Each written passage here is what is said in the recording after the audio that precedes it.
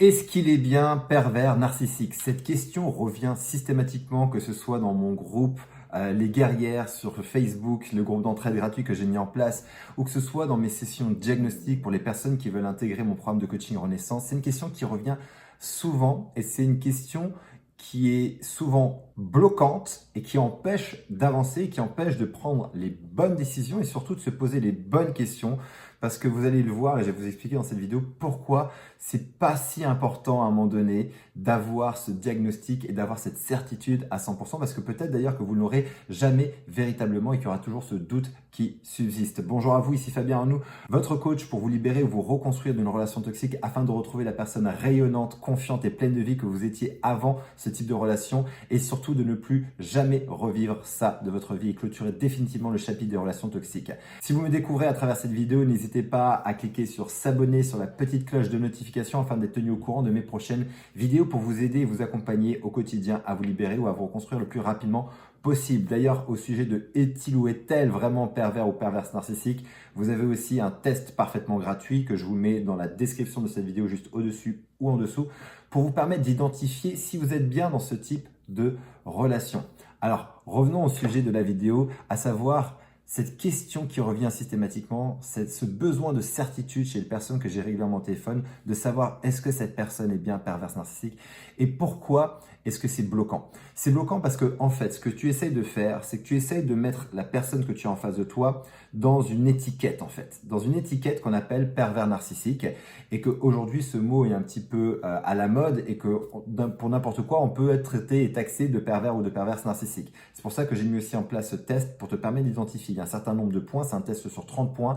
À la fin, tu vas avoir ton score personnel et tu vas pouvoir te fier déjà à ça. Et là, j'ai eu une personne au téléphone aujourd'hui en session diagnostic et qui me disait, ben voilà, j'ai eu Fabien 24 points sur 30, mais est-ce qu'il est bien pervers narcissique? Déjà, il y a quelque chose d'important à comprendre, c'est que si on se fie aux réponses que tu donnes au test et que tu as un score qui est aussi élevé que 24 sur 30, on peut déjà valider que la personnalité en face de toi est une personnalité qui est clairement toxique. Tu auras toujours ce doute de savoir est-ce que la personne est perverse, narcissique ou pas, parce que ce doute, il est normal, il est humain. On se dit toujours, oui, mais j'ai peut-être mal répondu à certaines questions. Oui, mais c'est mon point de vue à moi. Et je crois qu'à un moment donné, il faut vraiment sortir de cette étiquette de pervers ou perverse narcissique pour se poser une question qui est beaucoup plus importante, beaucoup plus fondamentale. C'est est-ce que la relation est saine pour moi aujourd'hui? Et une autre question encore à se poser, c'est est-ce que cette personne en face de moi a les mêmes valeurs que moi et nourrit les valeurs fondamentales qui sont importantes pour moi dans une relation de couple? Cette question, elle est juste extrêmement importante. Pourquoi? Parce que les valeurs que vous voulez vivre dans une relation de couple, c'est ce qu'il y a de plus important pour vous. Et si vous avez en face de vous une personne qui a un système de valeurs qui est radicalement différent et opposé au tien, tu vas en permanence souffrir dans cette relation. Il n'y a rien de pire que de vivre en permanence avec le système de valeurs de quelqu'un d'autre et d'essayer de te modeler sur le système de valeurs de quelqu'un d'autre. Pourquoi? Parce que les valeurs, je le répète et j'insiste, c'est ce qu'il y a de plus important pour toi.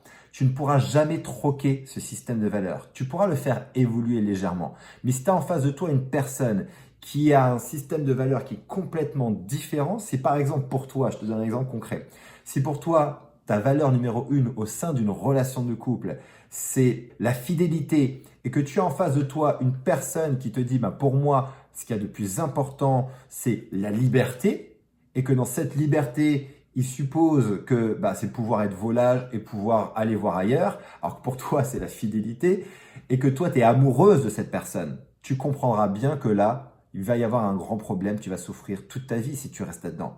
Parce que je crois que le plus important, c'est de trouver et d'identifier une personne qui partage des valeurs communes et des valeurs centrales. Donc, je vais te proposer un exercice simple dans cette vidéo. C'est, tu vas prendre une feuille de papier, tu vas prendre un crayon et tu vas te noter, te poser la question de qu'est-ce qu'il y a de plus important pour moi dans une relation de couple. Cette question simple, elle va te permettre d'identifier quoi? Tes valeurs. Ce qu'il y a de plus important pour toi. Et je te propose de faire un brainstorming avec tout ce qui te vient dans la tête. Et tu vas noter tout ce qui arrive. Et ensuite, à partir de tous ces mots qui vont venir comme fidélité, partage, authenticité, honnêteté, bienveillance, respect, Tous ces mots-là, tu vas ensuite les mettre dans un ordre, une hiérarchie, ce qu'on appelle une hiérarchie de valeurs. Tu vas donc chercher à identifier c'est quoi le plus important, la valeur numéro 1 pour toi, et ensuite la valeur numéro 2, et la 3, et la 4, et la 5. Et fais ça sur au moins 10 valeurs. Le plus important, ça va être tes 5 premières valeurs.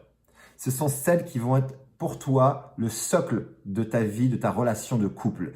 Là-dessus, il est hors de question de faire des concessions. D'accord? Ça, c'est quelque chose qui est primordial. C'est hors de question de faire des concessions là-dessus.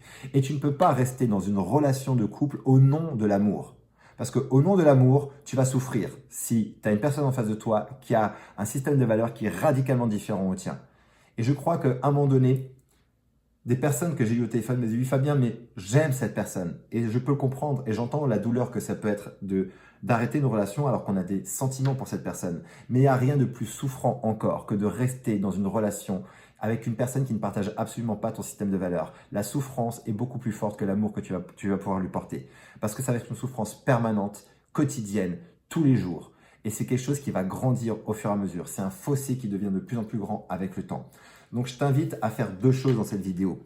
À sortir de l'étiquette de est-il ou est-elle bien perverse ou perverse narcissique, ou a-t-elle été, pour les personnes qui ne sont plus dans cette relation, qui cherchent aujourd'hui à se reconstruire et qui ont besoin encore de cette validation pour avancer. Je te propose d'aller mettre une validation plus large. C'est est-ce que cette relation a été saine ou a été toxique pour moi? Cette question est beaucoup plus large, mais beaucoup plus pertinente dans la plupart des cas pour te permettre d'avoir la certitude que oui, cette relation était toxique pour moi. Elle n'était absolument pas saine. Donc, j'ai bien fait d'arrêter cette relation. Ou alors, je fais bien aujourd'hui de rentrer dans cette démarche de vouloir arrêter cette relation. Il y a plus besoin de se focaliser sur est-ce qu'il est pervers narcissique ou est-ce qu'elle est pervers narcissique ou est-ce qu'elle était perverse narcissique. Ça, à un moment donné, je pense qu'il faut mettre ça complètement de côté. Deuxièmement, fais-toi ta liste de valeurs, de ce qu'il y a de plus important pour toi dans une relation de couple, pour que tu puisses mettre d'un point de vue extrêmement factuel, sortir de ton esprit ce qu'il y a de réellement important et de pouvoir faire une comparaison avec ce que tu vis, avec la personne avec qui tu partages ta vie, pour que là, d'un coup, l'idée, c'est de mettre un petit peu en parenthèse les émotions qu'on peut ressentir pour une personne, l'amour qu'on peut ressentir, l'attachement qu'on peut avoir pour quelqu'un. Je crois qu'il est important des fois de mettre ça juste un petit peu de côté pour élever son niveau de discernement. Nous sommes des êtres extrêmement émotionnels. La plupart de nos décisions sont basées sur nos émotions, mais que souvent, ces décisions peuvent être à l'encontre de ce qui est réellement juste pour nous parce qu'on n'a pas mis justement à jour ce qui est réellement important. Ça, c'est un travail de mise à jour et ensuite de comparaison d'un point de vue factuel, savoir est-ce que effectivement cette personne correspond à ce qui est important pour moi. Parce que si ça ne l'est pas, il faut que tu comprennes quelque chose, c'est que tu es en train de faire le choix de mettre une croix sur ce qu'il y a de plus important pour toi dans la vie, au nom de l'amour. Est-ce que le jeu en vaut la chandelle?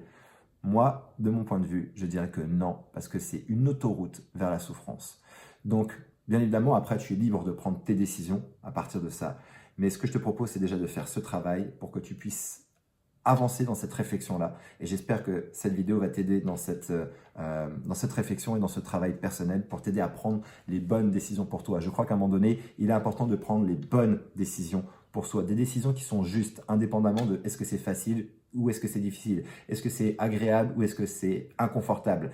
Mais il n'y a rien de plus grand et de plus puissant que de prendre des décisions en fonction de ton système de valeurs et d'aligner ta vie sur ce système de valeurs. Parce que ce sont des décisions que tu ne regretteras jamais parce que c'est ce qui est le plus important pour toi. Et si tu as besoin aujourd'hui d'être accompagné, d'être aidé à te libérer d'une relation toxique ou à te reconstruire de ce type de relation pour retrouver la personne rayonnante, pétillante, pleine de vie, confiante que tu étais avant ce type de relation et clôturer définitivement le chapitre des relations toxiques dans ta vie, je t'invite à prendre rendez-vous pour une session de diagnostic. On fera le point ensemble avec une personne de mon équipe ou moi-même sur ta situation. On comprendra qu'est-ce qui bloque, qu'est-ce qui t'empêche d'avancer et surtout on t'expliquera exactement comment est-ce qu'on va pouvoir t'aider à travers mon accompagnement, à travers les piliers de mon accompagnement pour que tu puisses avoir une grande clarté sur comment est-ce qu'on va faire pour maintenant atteindre cet objectif et c'est garanti.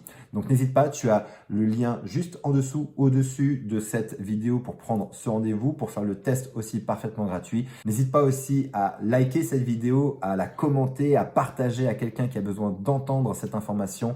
Et d'ici ma prochaine vidéo, surtout souviens-toi et rappelle-toi, quoi qu'il arrive, tu mérites d'être aimé, tu mérites d'être heureuse et d'être heureux. Et je te dis à très bientôt.